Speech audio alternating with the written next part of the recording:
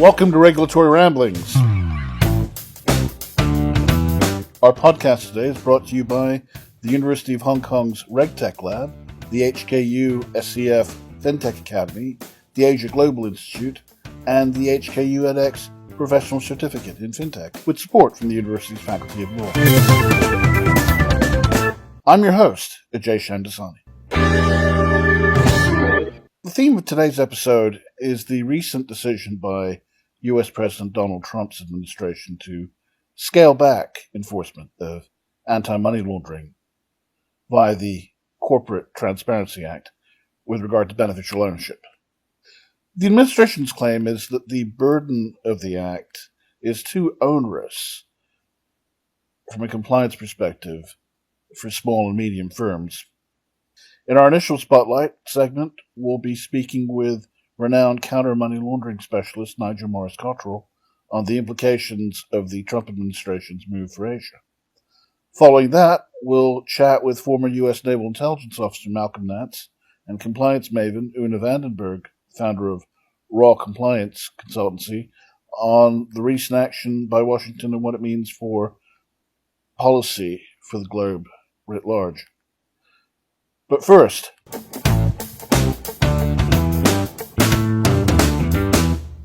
the U.S. Treasury announced in early March that it would stop enforcing, quote, any penalties or fines associated with the beneficial ownership information reporting rule under the existing regulatory deadlines, but it will further not enforce any penalties or fines against U.S. citizens or domestic reporting companies or their beneficial owners after the forthcoming rule changes take effect either, end quote.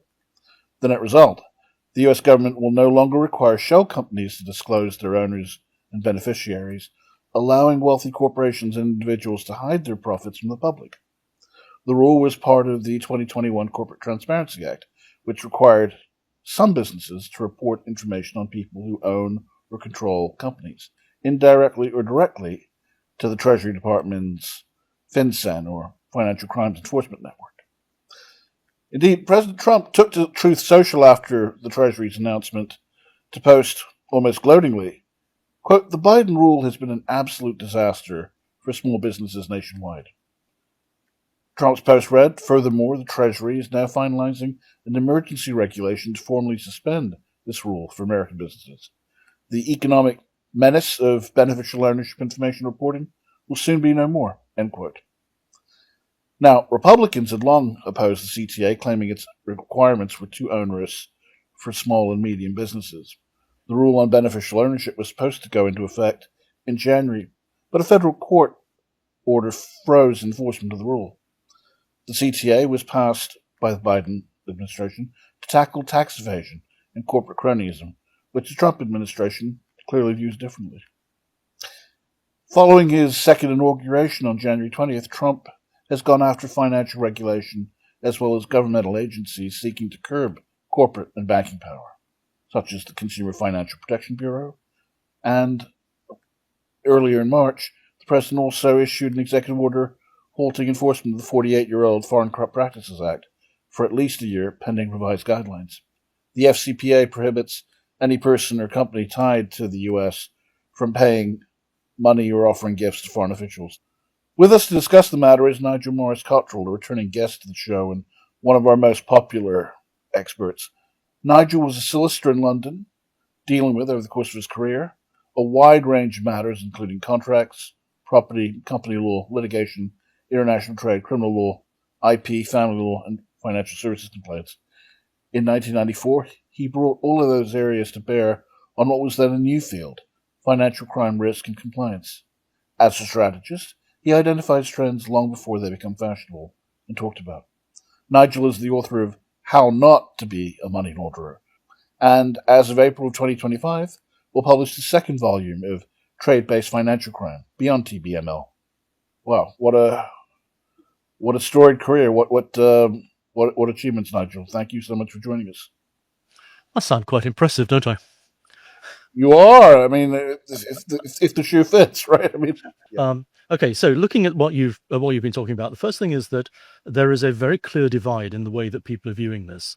The broad left are absolutely up in arms. So let's take out the politics, because the broad left will be up in arms about anything Trump says, and the broad right are in favor of everything Trump says without question. So we can discount a huge amount of what is in the media, and the only place to find out what is really going on is to go and look at FinCEN. And FinCEN said that it was releasing a draft final rule called Beneficial Ownership Information Reporting Requirement Revision and Deadline Extension. And that draft final rule came into force on the 26th of March, which was the next day after the draft final rule was published.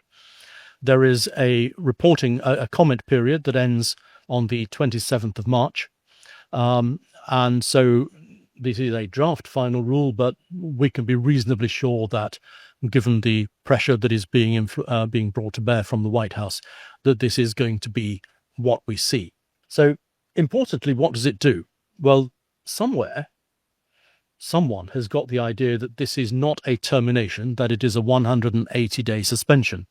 I have to say I've not found that in the official material, but that is reported somewhere in the press. I think that what we need to bear in mind is that this was not a good system to start with. It was full of holes, the implementation was appalling, and it required an enormous amount of effort, particularly on the part of foreign businesses, to complete forms which were designed for domestic businesses. And so the next question is, what information was it in fact collecting? Well, truthfully, not very much that was new. I mean, I know that there have been people who say that it was getting information that was not readily available, but the information has been available, or the important information has been available through the IRS. And the IRS is part of Treasury, as is FinCEN. And so what we saw here was a failure to match up the two departments for the information that is already available. So there was an enormous amount of work that had to be done by particularly US businesses or US companies. Let's be clear about this. These are not firms. That means partnerships. These are not businesses in the generic sense. These are specifically companies. And companies which are registered in the US, interestingly, are not registered in the US as a federal registration. They are registered in individual states. So it's possible to have John Smith Limited, John Smith Inc., or whatever, in multiple states, the same name, but multiple states, all registered in the US. There is no central US database of companies outside the tax authority. So what this was an effort to do was to centralize information, but instead of requiring the states to submit it, because that would have been politically difficult, because the states don't like giving information to federal authorities, what happened was that the federal authorities went straight to the individual companies and their owners and said, we want to know who owns you and where that level of ownership ends. So the term beneficial ownership is not technically correct. It's a term that arrived in the US Senate hearing in the 1980s. At least that's the first time I've come across it. But beneficial ownership is a term used in trusts. It's not really a corporate law issue, because the beneficiary of a trust does not have the legal right over that trust. It has the right to share in the benefits of it. So to call it beneficial ownership is in some areas of law quite confusing. So having said all of that, what did it do? It simply said, any company which operates in the US, be it domestically incorporated or incorporated overseas, must deliver to FinCEN via an online form all the information relating to its shareholders and where those shareholders are not named on the documents, any hidden shareholders. So in that way, you might say it was kind of related to trusts, but not really. So this was basically a very, very simple process. We want to know who owns companies, and we want to know how many levels deep that ownership goes. And the reason that the USA was doing this was because it's been imposed, effectively, by the Financial Action Task Force. Now, the USA has a very simple attitude to the Financial Action Task Force. It tells the Financial Action Task Force what the USA wants and expects that to be done. But if the USA doesn't want to do what the Financial Action Task Force says, having listened to other companies, the USA simply doesn't do it. And the USA is incredibly non-compliant with the FATF's 40 recommendations and sub-recommendations. And when you look at a table of how much the USA does, it fails quite extensively.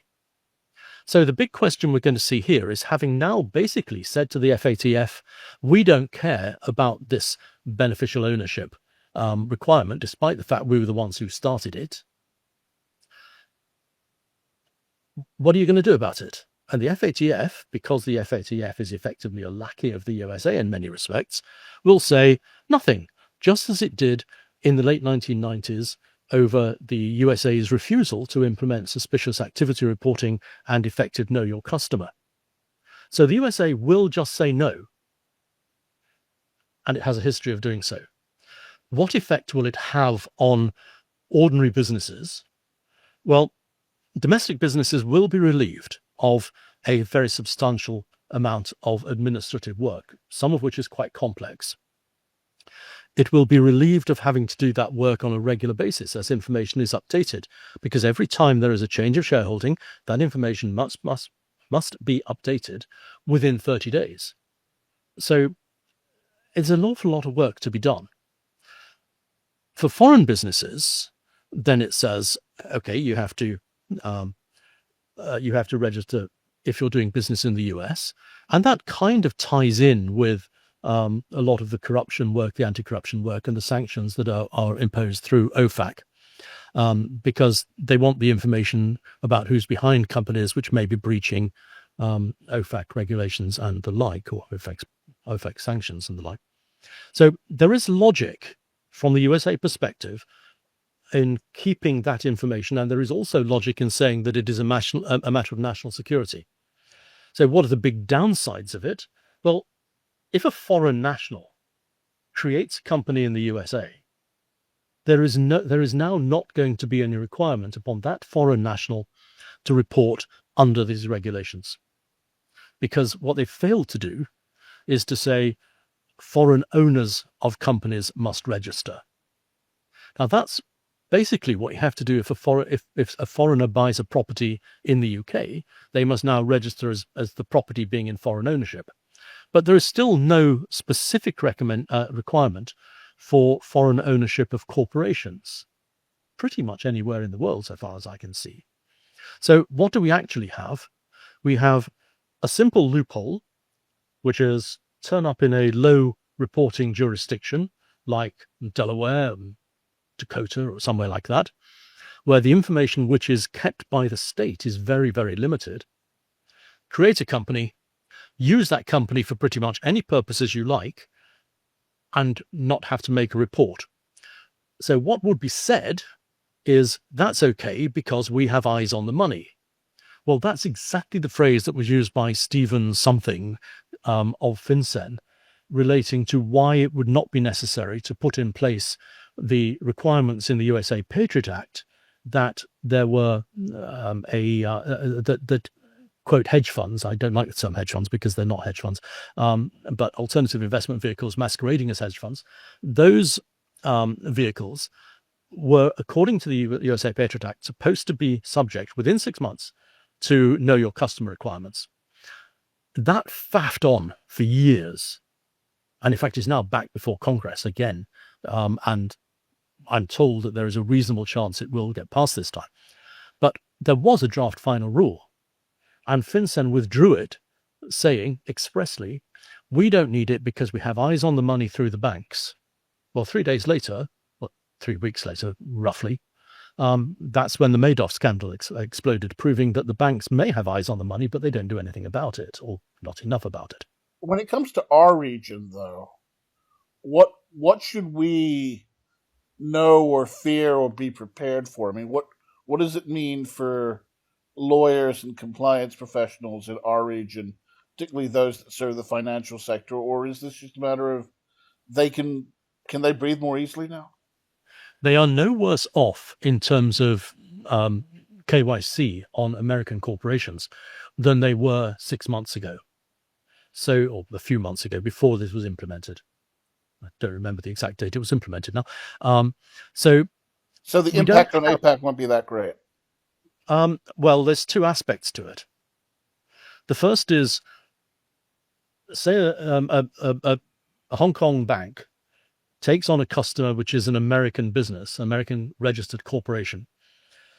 It will not be in any worse position than it was before the requirements were put in place. However, it will be in a worse position vis-a-vis Hong Kong regulation, because Hong Kong regulation requires that there be the full range of ownership, right the way back to the ultimate owners, the ultimate shareholders, be they registered or not.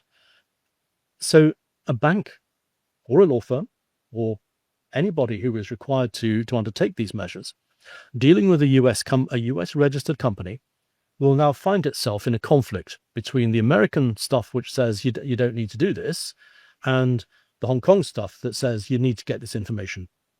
And what it means is that the Hong Kong businesses will not have a government-regulated database to go and check, but access to that database was going to be very restricted anyway, which is one of the reasons that I said it wasn't a good system. So then again, not really losing very much by this process. In relation to those advising Hong Kong businesses, for example, anyone in the region, setting up a business in the USA, they still have to comply with it. And they really should get a US advisor to help them with the forms and make sure they are in compliance. And they have to, and as I said, they have to remain in compliance. The timetables for doing things once for businesses that are registered is quite tight, and the penalties can be very substantial. And one of the interesting things about what is proposed here is the penalties for foreign businesses that do not keep up to date with their filings will be increased, and they're already quite substantial. So if we take a step back and we look at it from the macro level, what does this mean in terms of the global fight against money laundering? And can we expect instances of perhaps selective enforcement by the Americans? But they always do. Because it's political too. Yeah. If we look at a slightly different topic, if we look at sanctions, you'll see that Myanmar, which the USA insists on calling Burma, has been subject to sanctions for a very long time, even long after it was removed by the Financial Action Task Force. And what the US government did was say very simply, we will not, the US sanctions will remain in place, but we will not enforce them against US companies. And so foreign companies doing business in US dollars in Myanmar were still subject to US sanctions. So we can assume that the US is going to be selective in whatever it chooses to do here. Is it going to choose those countries that it doesn't like? Yeah, of course it will. And we know that politically, Trump has he has basically a hit list of countries he wants to attack. And he's going after them in every possible way. So yes, there will be very selective enforcement against this, as we've seen in relation to some of the sanctions that are being imposed and some of the prosecutions that are being imposed. There is already a significant uptick in prosecutions against Chinese nationals within the USA for all kinds of things. They're tending to cluster them under national security, as they are doing with this. They're saying that this is a national security issue, and to an extent, it's true. So anything where he can find a national security tag to say, I want to attack nationals of that country, either within the US or overseas, that is exactly what Trump is going to do. In the time we've got left, any closing thoughts, any chestnuts of wisdom you'd like to impart our listeners with? There is something which Trump has not done, but is under pressure to do, which is to change the cash transaction reporting limits, which have been in place since the 1980s of $10,000 US. Banks and others are pressing for that to be revised. And indeed, in 1999, I interviewed Jim Sloan, the then director of FinCEN, and put this $10,000 limit to him and said, this is really such a tiny amount of money don't you think that it would be a good idea if if it was increased? And he said no, because it is a tiny amount of money, but the question is not the amount of money, it's what happens with that money. So it seems to me that the limit should be increased, but should it go up to $75,000 or $100,000? No, I think that's too much. I think that if we were to look at $25,000, that would not be unreasonable. This would also have a significant benefit to law enforcement, which would not then be looking for $10,001 everywhere. It would also reduce the amount of noise within FinCEN and the amount of data that FinCEN has to process. Remember that if you double the amount of data, you quadruple the amount of computing power. Now, 20 years ago, FinCEN's computers couldn't cope, and they were basically subletting computing power off the Treasury. Where are we now? The computing power required, I know computing power has gone down, and there's technology that makes it much easier and much cheaper to use.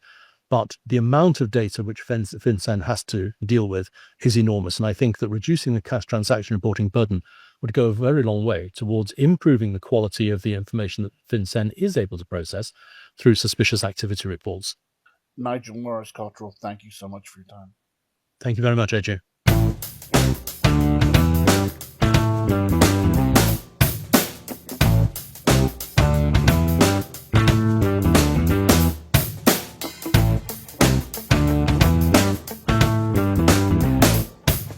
We're continuing our discussion of the Trump administration's decision to scale back its anti-money laundering enforcement.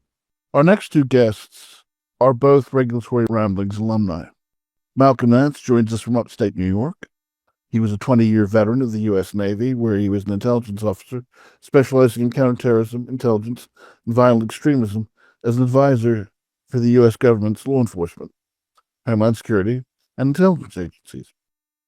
He's best known for his appearances on MSNBC, where he warned about Russian interference in the run-up to the 2016 and 2020 U.S. presidential elections.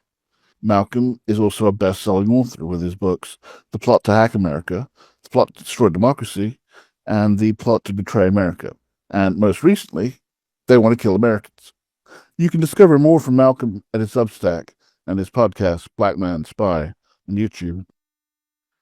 Oonagh Vandenberg is the founder of the compliance consultancy and training firm Raw Compliance. She's a compliance industry veteran, having been based in Asian financial hubs such as Singapore and Hong Kong. She's currently based in Portugal. And with that, Oonagh, Malcolm, thank you so much for joining us. Thank you for having us. Always a pleasure to be here. Not long after the Treasury made its announcement that Trump took to Truth Social, lambasting the law, saying it was a bad move by the Biden administration. I mean, typically there's continuity when it comes to the important things. AML, I think, post 9/11, multiple presidents have realized that it's important in the global fight against terror and organized crime. It just seems counterintuitive then to just dismiss it like that. I think it's important to put things in context, especially as we enter into this discussion, because there's a number of issues to really deep dive into. When this was announced on the 10th of February, they did give themselves a 180-day timeline within which this temporary pause in enforcement action would be put in place. And primarily, that was to give the Trump administration the opportunity to consider, the administration of foreign policy, but also as well to review, the FCPA, the Foreign Corrupt Practices Act's enforcement guidelines. And that's not to say this may or may not be extended and that there may be changes in terms of what that enforcement would look like going forward. But this wasn't a carte blanche, we're getting rid of, corruption enforcement. This was rather, we need an opportunity to review, because in the views of the administration, some of the requirements that had been implemented were actually hindering the competitive advantage of US businesses. Don't get me wrong, as an AML financial crime practitioner, there's a lot of stuff to unpack in this, but I think it's important to start with the real facts that we're yet to see what this will look like after the 180-day period. I'm going to look at it from the perspective of the people who would want to be hiding their monies and their profits, the individual owners, beneficiaries, from legitimate governments, legitimate banking regulators, and AML practitioners, which is, the enforcement arms also were tracking down illicit money. So I come from the dark world, the spy world, and there is an enormous, almost Niagara Falls like level flow of illegal monies around the world. The profits are in the hundreds of billions of dollars. And the only thing hindering that money from coming quickly into the markets are the fact that there are regulations and there are laws within the global infrastructure which help us limit dirty money coming in and becoming legitimate money. Now, unlike most other American presidents, Donald Trump has historically been against, these regulatory practices which hinder the free flow of money, including money which may or may not be dirty, money which may be sanctioned, monies which could be fueling terrorism or could have a secondary or tertiary effect of fueling terrorism. I think one of the problems that we have now in the second term of the Trump administration is he just loves money and he just does not care now where it comes from. And many businesses have complained. We've spoken about it on this podcast in the past. Many businesses have complained that they lose a competitive advantage in places where bribes, where, having to know precisely where the dollars that are flowing into their bank coffers are coming from. And certainly in a time where we have global economic sanctions against, the Russian oligarchy and the Russian state, there are people out there who believe that's trillions of dollars that could be coming into their businesses or coming into their nations. And unfortunately, the president of the United States is one of those people. So by suspending this, by putting it in abeyance and allowing this regulatory period where, a regulatory suspension period where they're going to quote unquote review it, they celebrated the, the suspension of this on the very day that it was enacted. So, money laundering to a person like Donald Trump, right? He comes from the real estate world. He knew that enormous amounts of Russian money were coming into his businesses. He just doesn't care. And when he hears from other businesses coming and saying, hey, we're not getting maximum dollars here because of these regulations, he views anything like that as onerous. In his philosophy, I suspect, is quite easily summarized as go get your money. Yeah, I think that's fair. And at the same time where we saw, the step away from kind of the FCPA, we also saw announcement that in fact 2 units that had been set up specifically to focus on fighting, kleptocracy were actually being disbanded, and rather their focus, and what their focus had been previously was very much on looking at sanction regimes and Russian oligarchs and circumvention of those regimes, rather to refocus on drug cartels and transnational crime. But one of the things I'm quite conscious about as well at the moment is obviously the US will be going under a major overhaul of the sanctions regimes, especially in light of the Ukraine and Russian negotiations. But on the other side as well, one of the things I'm very, very, very conscious about is the fact that if we look in particular at transnational crime, it does need a major focus at the moment, because those are the crimes that are really impacting your day-to-day person on the street at the moment. And I'm seeing and I'm dealing with individuals, on a weekly basis through some work that I do with funds rehab, where we're helping just general members of the public to try and identify how they can reclaim monies they've lost through investment scams, romance scams, money mule activity. And this is a major issue for the general public at large. So one of the things that when I saw this coming out, I fully understand the fact that drug cartels and kind of, kleptocracy aren't mutually exclusive. There is a big overlap there in terms of activities and kind of methods of money laundering. But transnational crime, not a lot of the financial crimes that we're seeing now in the typologies, they're no longer onshore.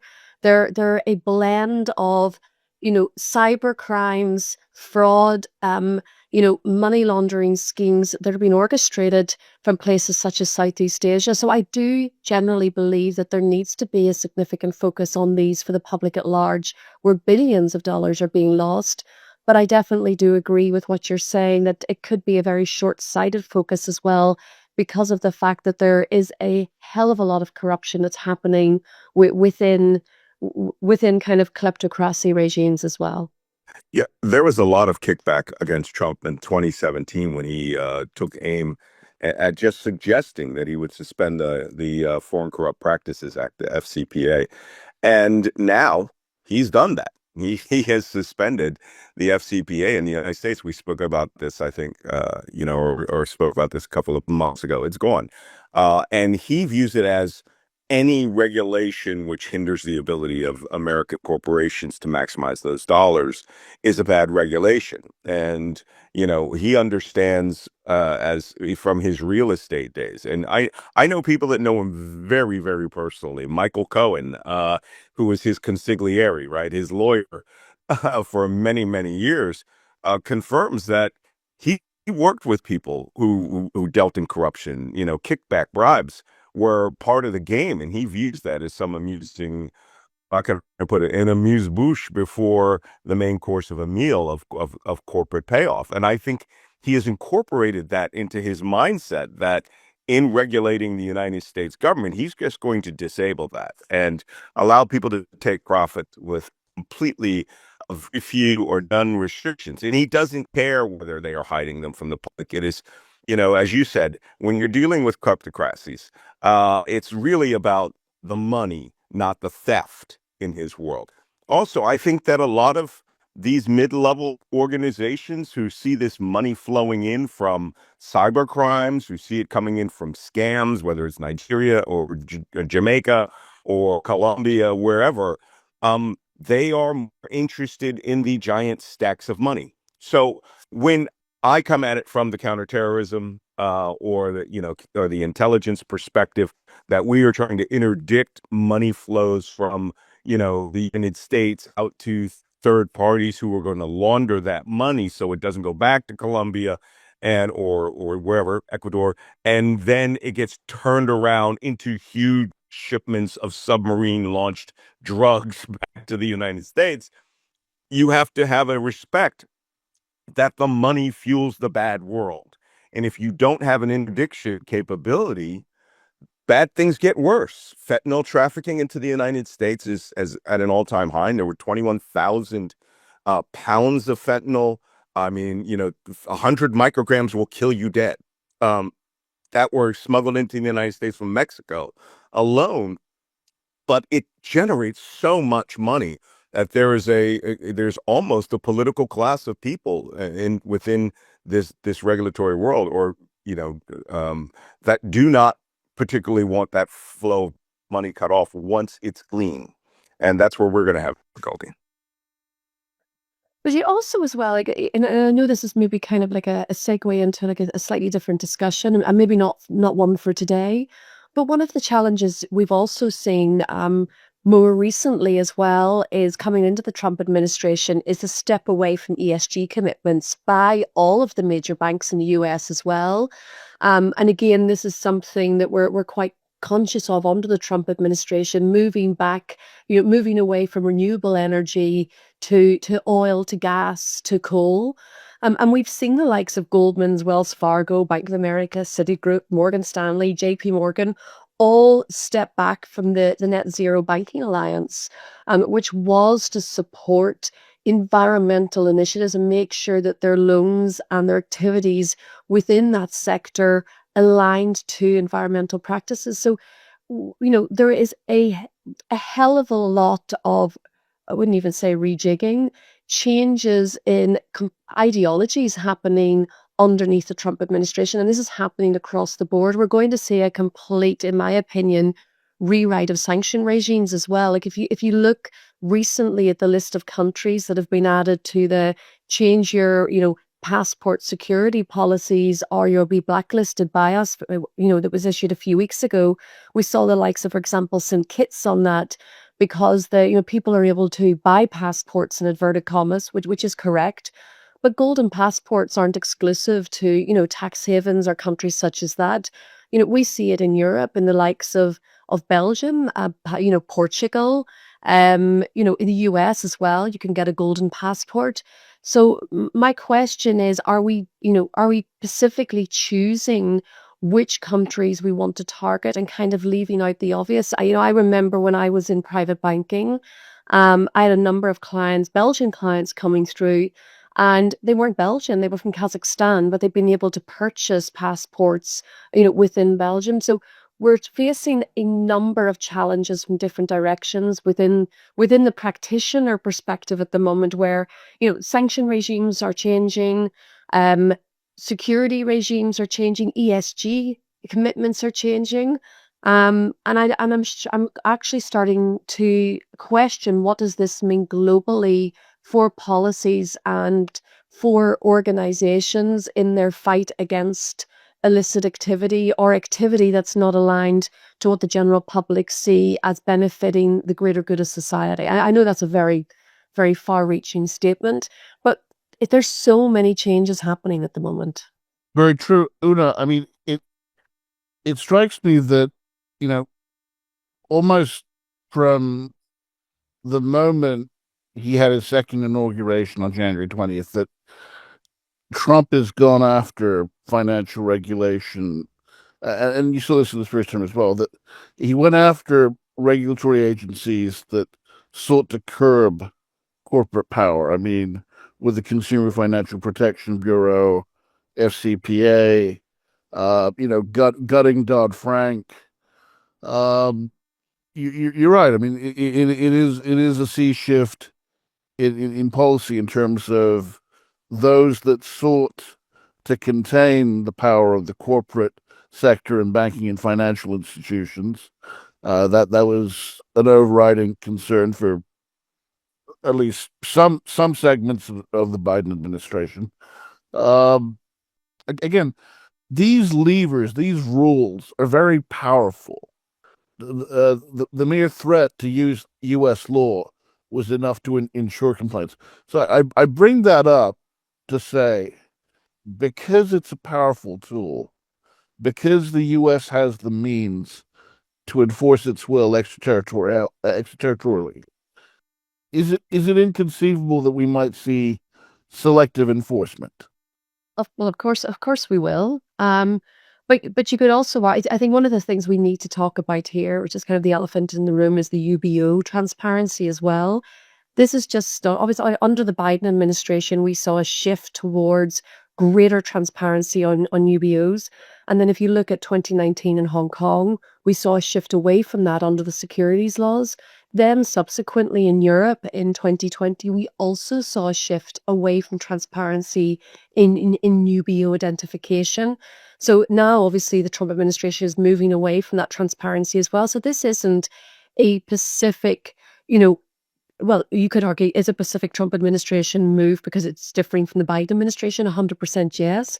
But from a global perspective, we're seeing similar movements in terms of data privacy and security issues, in terms of what information does the public need at large. And remember, that's the important point here. We will still be able to get access to UBO information. Rather, it is, should this information be, accessible to the public at large. So there's big changes, but they're not US specific. And when I mentioned ESG before, we've also seen similar moves with UBS, with Macquarie as well, and then also with HSBC.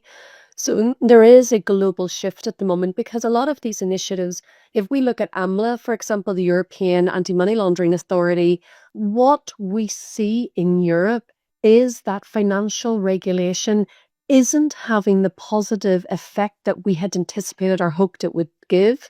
The problem is we're using outdated technology. I would say even outdated technology. We're not using technology that's fit for purpose. We're not implementing risk-based controls. We're basically implementing controls that are ticking regulatory boxes.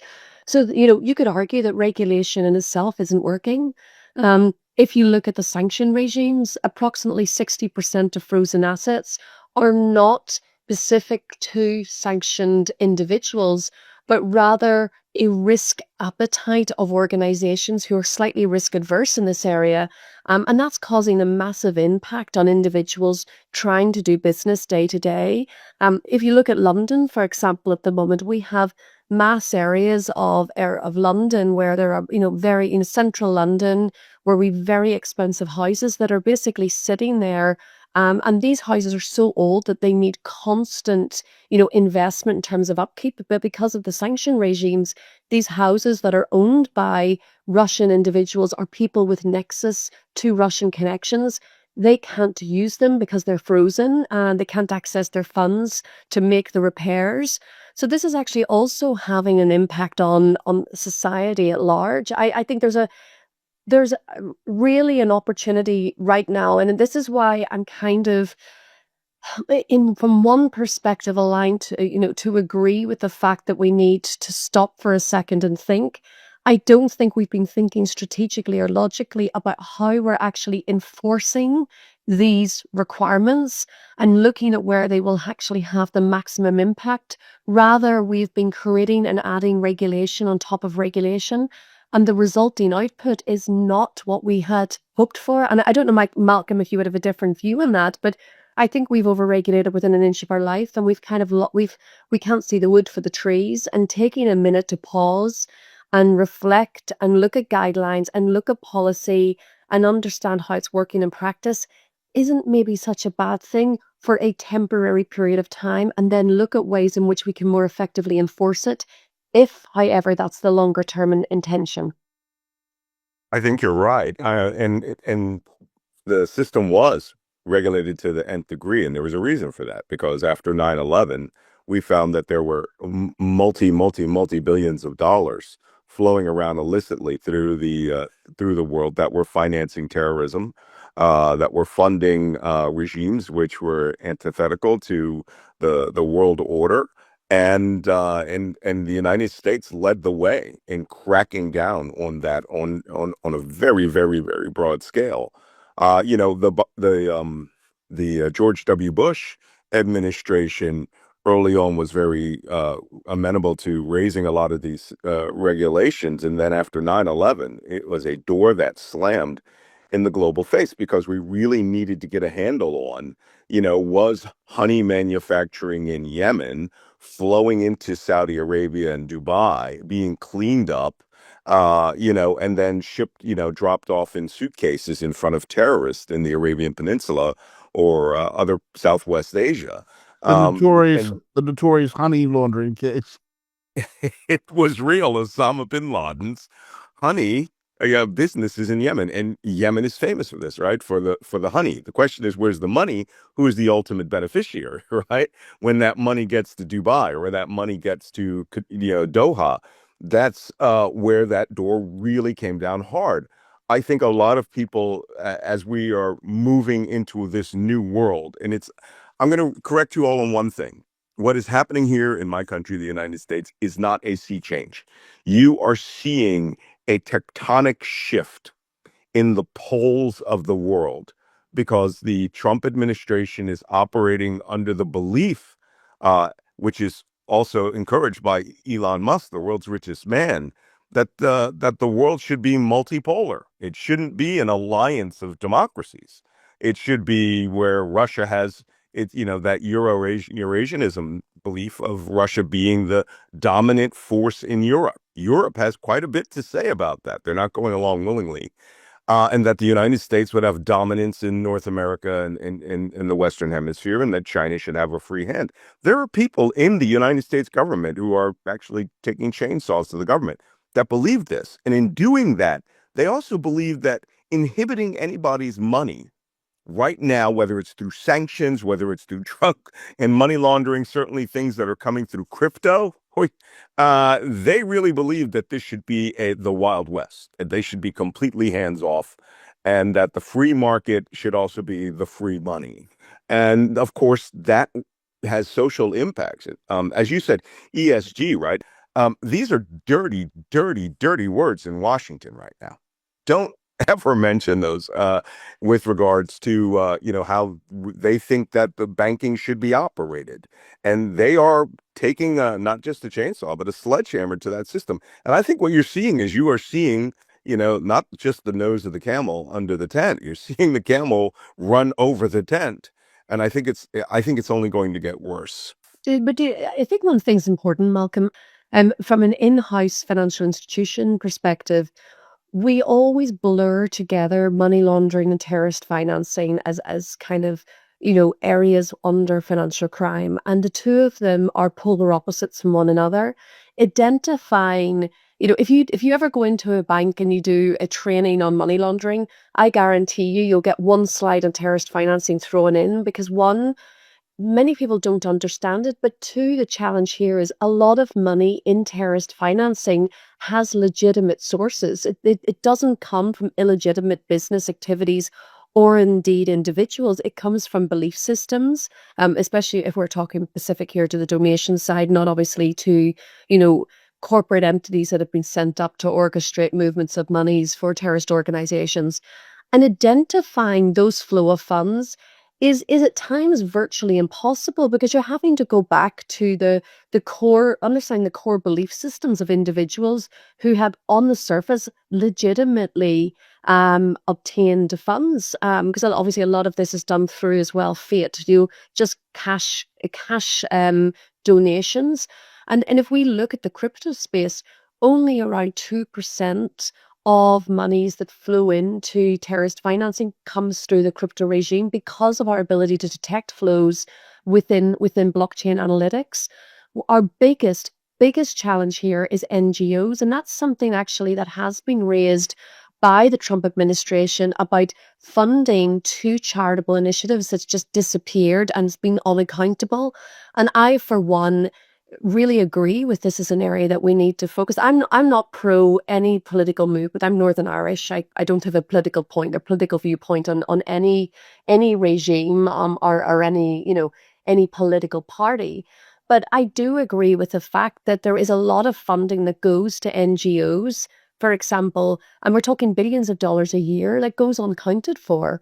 So the question is it right for us to be looking at this 100%? Do we understand typologies within terrorist financing, within financial institutions to identify it? No, we don't. And are we able to identify it? Unless there's a blaringly obvious sanction violation or a nexus to a sanctioned individual was identified or legal persons identified, or indeed if there's an investigation, the quick answer is no. Like it's virtually impossible to identify. So the question goes back to, we have all of these controls in place in organizations. It's costing banks, let's take Singapore alone. They spent $3.5 billion US within the financial industry on compliance last year alone. Where is that money going? And are we actually seeing the longer term benefits from it? Or is the information that we're getting beneficial? And my argument here is, like, take a good example. When you onboard a customer into a bank, you have approximately 1,400 data points in that customer. Day to day, we use approximately 100 to 120 data points. The rest of that information is left on a piece of paper. We have no way of profiling customers, but we expect rules and scenario systems to be able to help us identify complex networks or illicit activity or involvement in corruption or any other type of financial crime. It's absolutely, from a logical perspective, it's insanity. But we still continue to do it. So I myself want to see a massive overhaul within regulation. And I'm excited, for example, in particular with Europe, to see AMLA starting to focus on, is regulation working? Have we over-engineered it? Are we really properly employing new technology? I don't want to say AI, but, large language models, LLMs, etc. Are we using these to our advantage to identify real illicit activity? Or are we just ticking boxes and throwing money against a wall and hoping that it sticks somewhere? For me, the truth at the moment is we're doing the latter. And it really scares me as an industry because we're not risk-based. And these, policy and procedures, they're all great. But to the question earlier, are we using these regimes and these enforcement actions to target specific individuals? I think the answer there is yes, to an extent. Extent, the FCPA is being used to target specific individuals or corporations where we have a feeling, or we know that corruption is involved. But corruption is happening as a way of business across the world, in many countries, and getting away from being involved in that, bribery, etc. It is part of how people do business. So how do we manage, and how do we, I know I just mentioned a lot of different things there, but how do we manage doing business and not, allowing bribes, but yet knowing that without those bribes, which is the way of doing business in that country, we won't be able to further our business opportunities within either that sector or indeed that country. Where is the happy ground here? Malcolm, I wanted to say to you, I mean, to your point about the system being regulated to the nth degree, I mean, that's so true. The late Senator Carl Levin of Florida was on the floor of the Senate pre 9/11, arguing how badly more needed to be done on the AML, KYC, CTF front. Yet before 9/11, it wasn't seen as a priority. It wasn't seen as imperative. And then after 9/11, the pendulum swung too far the other way, and you end up with the Patriot Act. I mean, maybe that's indicative of how reactionary the system is. But I guess if you were a compliance officer, an in-house lawyer at a multinational corporation or bank or any kind of financial institution outside the U.S., and you hear this, you see what the Trump administration's doing. What should your approach be? How are you to make sense of this, and what are you to implement on a practical level? Well, I certainly wouldn't be a lawyer.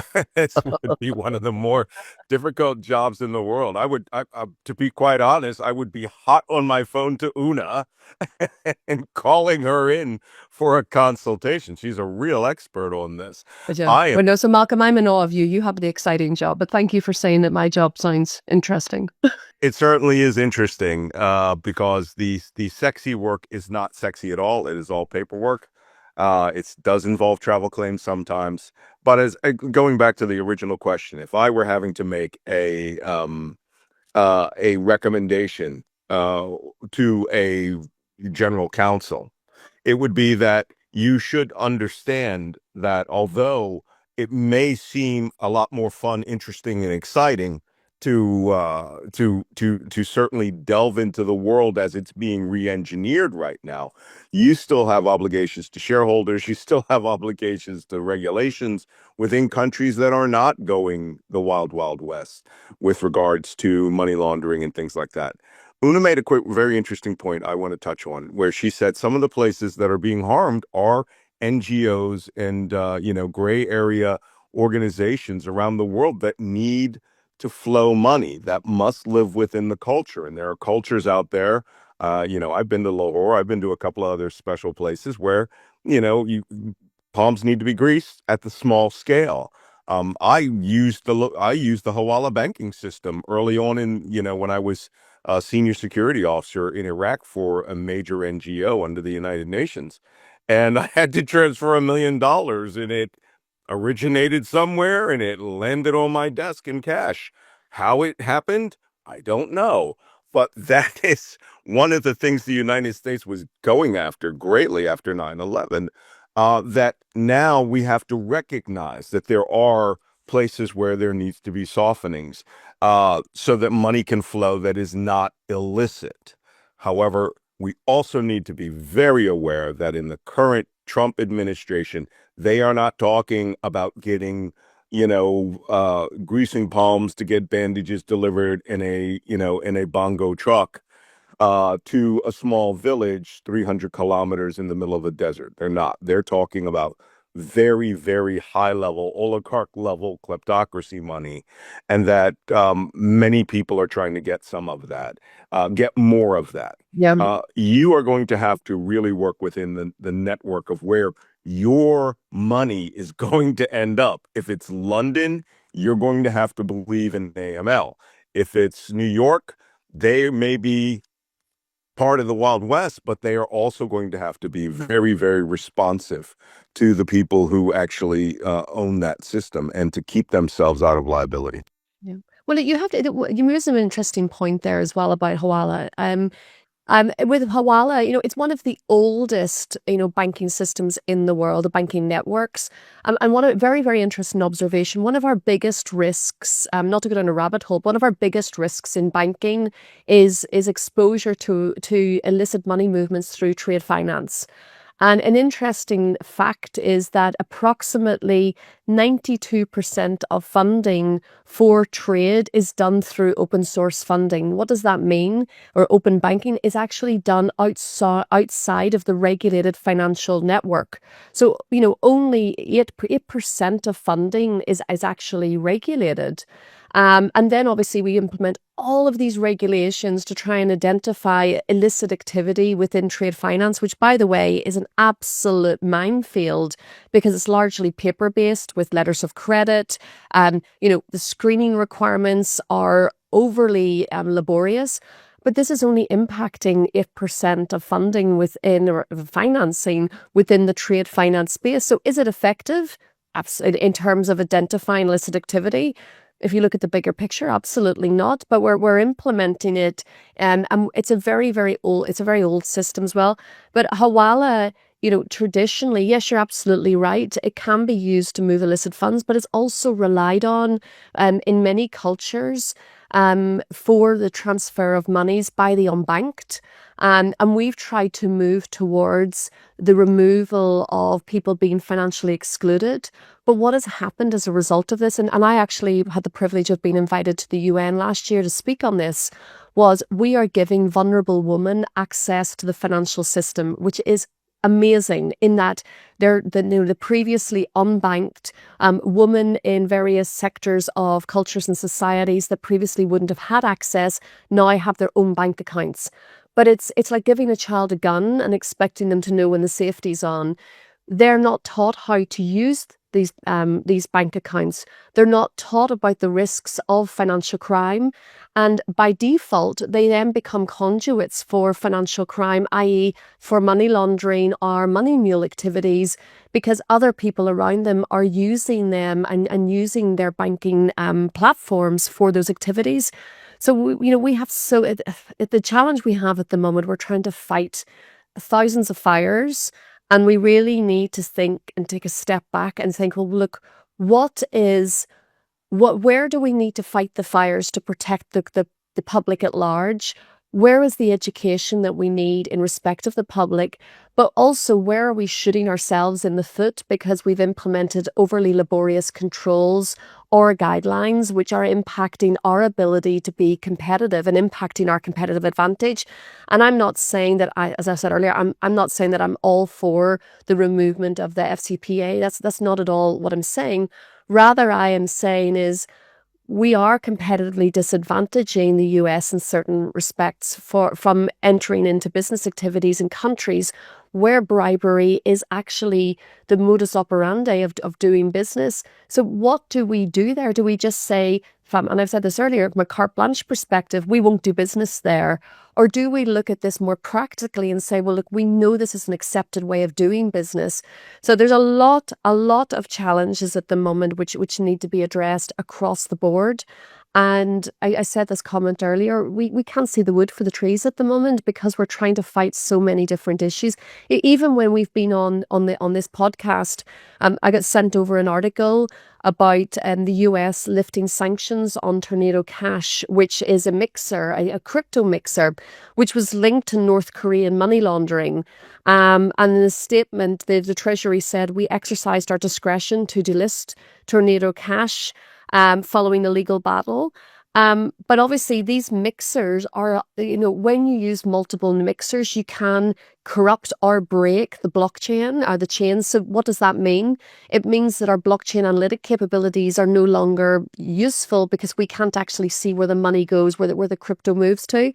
So this is a big move that we're actually removing sanction restrictions from large crypto mixers, which we know have been involved in activities involving countries such as North Korea. So, I know that we started this conversation on FCPA and we've moved through a number of different areas, but these are game changers and they open us up to massive exposures and challenges across the board. So I think we're going to be riding by the kind of the pencil or seat at the moment, so to speak, because I just don't know where this is going to take us in terms of, if I look at it from a banking perspective, how we're supposed to protect ourselves when we're then now permitted to onboard these institutions, where we're allowed to receive monies from countries that potentially do have embargoes against them.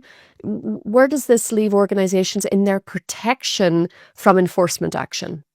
I think Oonagh has struck a key note here, which goes to the previous question. What should you do? How would you advise? Limiting exposure, I think, is the best advice that anyone can give by playing it. And we've said this before, play it as cleanly and as transparently as you can.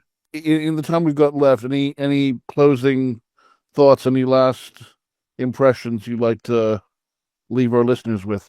I really think with Trump administration, we are seeing a global tectonic shift in where they think they're going to get money, where they want to get money, and whether they get money and whether they care how that money was acquired and who the ultimate beneficiary should be, Donald Trump and his administration. And that is going to change things dramatically. I look forward to, I don't look forward to being, someone tossed out into the middle of the Pacific Ocean in the middle of a typhoon in a small boat. But that's where a lot of regulators are going to be over the next few years. Oonagh. I want to see a move towards deregulation. I want to see a move towards more principles-based regulation, where we are expecting financial institutions to understand their inherent risks and mitigate their inherent risks, that they fully understand evolving financial crime threats and trends, and that they're implementing the right technology. And I think that if anything, we should be calling out the need for specific technology and investment in technology in our field. So that's really where I want to see the move towards. Do I think, going back to the initial question, that this initial 180-day pause on enforcement action on the FCPA is a good move? Yes, I think any move where we take a breather and look at the practical effect and, implement, how guidelines have been implemented and whether they're working, when they're not working, is a good thing to do. 100%, it's a great thing to do. So I welcome this. What I don't welcome is completely removing our integrity and removing the fact that we want to do business in the right way. And I'm very much integrity based.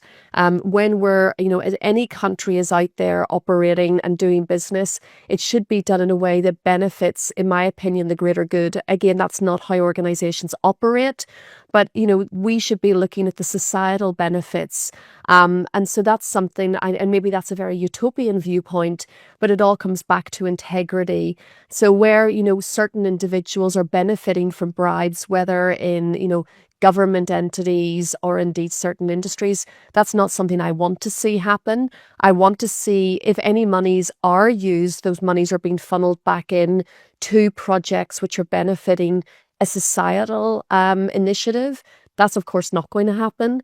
But yes, the bottom line is regulation isn't working. I think it was right to pause the FCPA enforcement to really look on cause versus effect versus practicalities.